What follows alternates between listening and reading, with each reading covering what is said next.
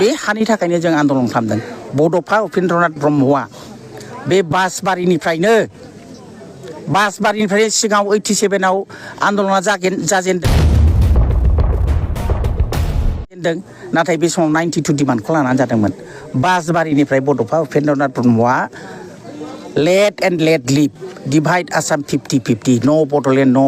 rest we want justice बे स्ल'गानखौ बड'फाया बे बासबारिनिफ्रायनो होजेनदों दिनै दिपेन बर' एबसुनि आफादगिरिया दिनै बड'फानि नाम लानानै मानो राजनिति मानो दालालि खालामबाय थादों बिथांमोननि खुगायाव प्रमद बर'नि खुगायाव बड'फानि नामखौ लानो उपेन्द्रनाथ ब्रह्मनि नामखौ लानो समाया खुलुमबाय रायजोफोर गिबियाव बिथां केब्ल इउटुब चेनेलनिफ्राय रायजो राजा बयनिसिमबो गोजोननाय बावहरनाय जाबाय स' रायजोफोर आसा खालामदों नोंथांमोनाबो मोजाङैनो दङ होननानैहाय नोंथांमोना नुखाबाय गिबियावनो भिडिअ खुलिजेननायजों लोगोसे सोरनि थाखाय आं भिडिअ लानानै फैनाय जादों रायजोफोर गिबियाव आङो सावरायनो सानदों मोनसे फ्लाइट क्रास जानाय एयार इन्डिया गोग्लैनायनि सोमोन्दै बिनि सायावहाय सोर मा बुंदोंमोन एसे भिडिअखौ मोननै मोनथामसो खोनासंग्रोब्लानो जाबाय तो भैया ये एयर इंडिया एक्सप्रेस का हाल एसी वेसी कुछ काम नहीं कर रहा हाथ से देखिए कितने सारे पैसेंजर और हम लोग भी जो इनकी गाइडलाइन वाली जो ये है ना उससे हम लोग जो नहीं चल रहे अपने आप को ताकि कुछ तो ठंडा महसूस हो इससे अच्छा तो बस से सफर कर लेते यार हम लोग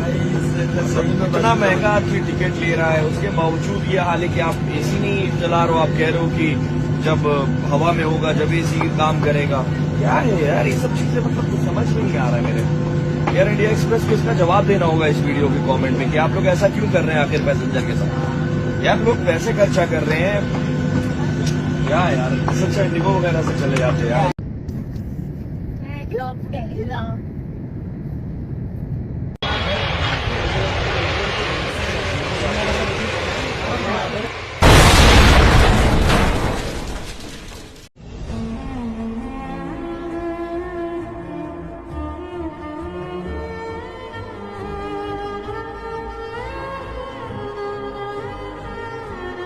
नोंगौ जों खोनादों रायजोफोर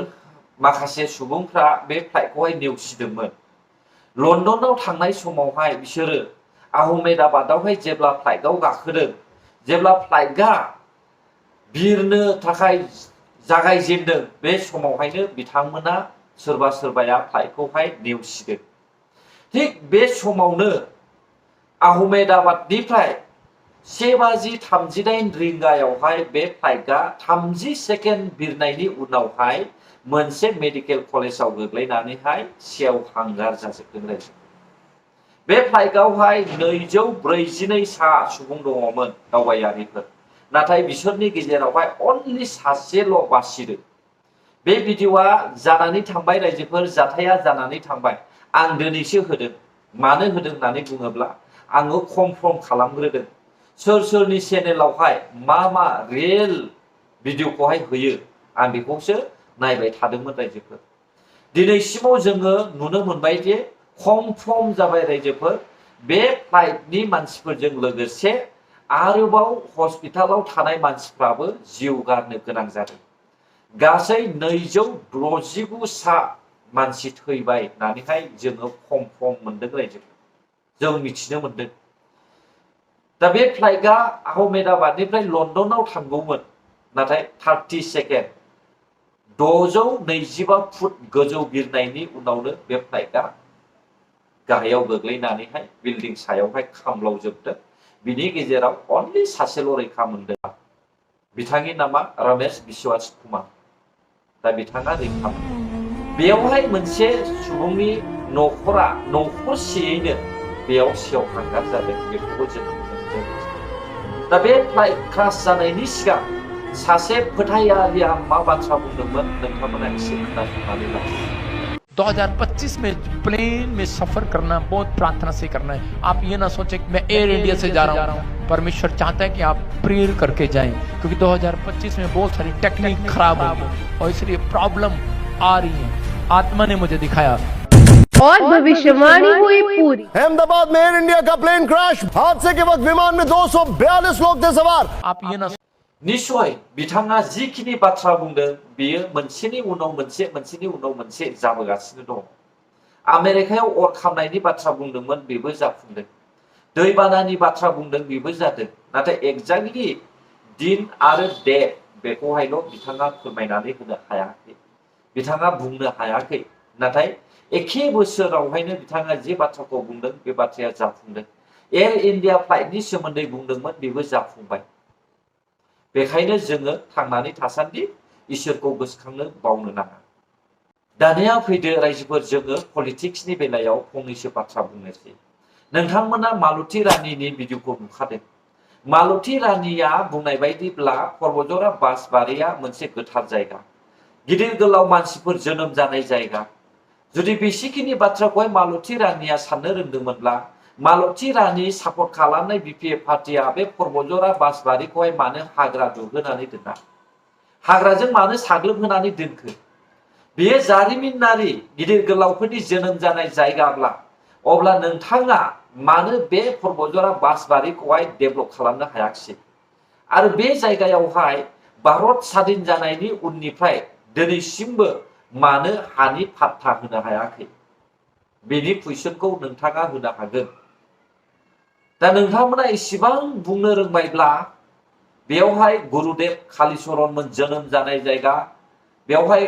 बड'फा उपेन्द्रनाथ ब्रह्ममोननि एरिया बेफोरो जायगाखौहाय नोङो बुंनो रोंदोंब्ला अब्ला नोंथांमोना बेखौ मानो बेसेबांबा गिदिर अरनबारि हाग्रा बायदि गोग्लैसोनानै दोननाय जायगा बानायनानै दोनो दिनैनि समाव इउपिपिएल सरकारा बियो मोनसे बयजोंबो मिथिजानाय गिदिर गोलावफोर जोनोम जानाय जायगा होननानैसो बेखौ डेभेलप खालामनो नागिरदों मालती रानी नाथाय नोंथांमोननि साननाय इउपिपिएलनि सीएम साननाय बेवहाय गोबां फाराग दङ दिनै पर्बतजरा बासबारिनि जे दावराव सोमजिनाय बेखौहाय जागायजेननायाबो दावराव देख्रेबानो मास्टार माइन्डआबो दावराव देख्रेबानो बेखौहाय गासैबो सोमजिहोनायानो दावराव देख्रेबनिफ्रायनो जाजोबदों दा आं बेनिखायनो बुङो इउपिपिएलनि जायफ्रा दैदेनगिरि आफादगिरि बिथांमोन नोंथांमोना दावराव देख्रेबखौ टेबोल टक खालामनांगौ आरो आबसुनि आफादगिरि नोंथांमोन मा बुजिमारदों दावराव देख्रेबा आरो लोगोसे प्रहलाद ब्रह्म आरो मालती रानी गंसे टेबोलाव जिरायहोनानै टेबोल टक खालामनांगौ ससियेल मिडियानि गेजेरजोंहाय आं बेखौसो लुबैयो आरो जाय व्यक्तिया पेट्रल लुनानै लादों बै मानसिखौबो कुइसन खालामनांगौ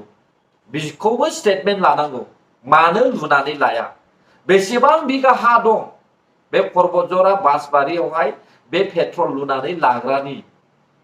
दा बियो मानो लुनानै लानाय सोर थोननाय बेखौहाय गासैखौबो स्टेटमेन्ट लानांगौ दानिया फैदो रायजोफोर आबसुनि सासे मावथिया दावराव देख्रेब प्रहलाद ब्रह्म मालती रानीनि सायावहाय मा बाथ्रा बुंदों खोनासंदो बेवहाय सासेबो खुनु गामिया माने एफेक्ट जानाय बे खुनु एफेक्ट जानायनिफ्राय बाथ्रा गैया जेराव सरकारा बुंदों जे गामिया फोथासेबो बाहाय नस्थ' जाया बरंस गामिनि थाखानाय गामिनि गोजानावहाय जे 300सो बिगानि बारलांनानैसो जिहेतु बे टार्मिनेल प्लानखौ जिहेतु बानायनायनि हाबाफारिखौ बेवहाय रेडि खालामनाय जादों मानोना बेखौनो फोरमायनाय जादों जे गामिनि खुनु मानसिया खुनु गामिया सासेबो बेवहाय हाया बेवहाय नस्थ' जानाय नङा बा गामिया एफेक्ट जानाय नङा थ' बे नोजोरखौ लानानै बे पावार प्लान्टखौ जोङो बानायनो थांखि लानाय जादोंमोन दा बेवहाय मुं मख'नो गोनां जे जोङो माखासे पलिटिशियानफोर जिहेतु मैया दाख्लैनिफ्राय मुं खारिजाथावथाव जे प्रहलाद ब्रह्म बिथां आरो बिनिफ्राय मालती रानी दावराव देख्रेब बिथांमोननि माखासे दैदेननायाव जे रायजो राजाफोरखौ मिसगाइड खालामनो नागिरनायखौ नुनानै आरो रायजो राजाफोरखौ जोङो बेबायदि जाहाथे मिसगाइड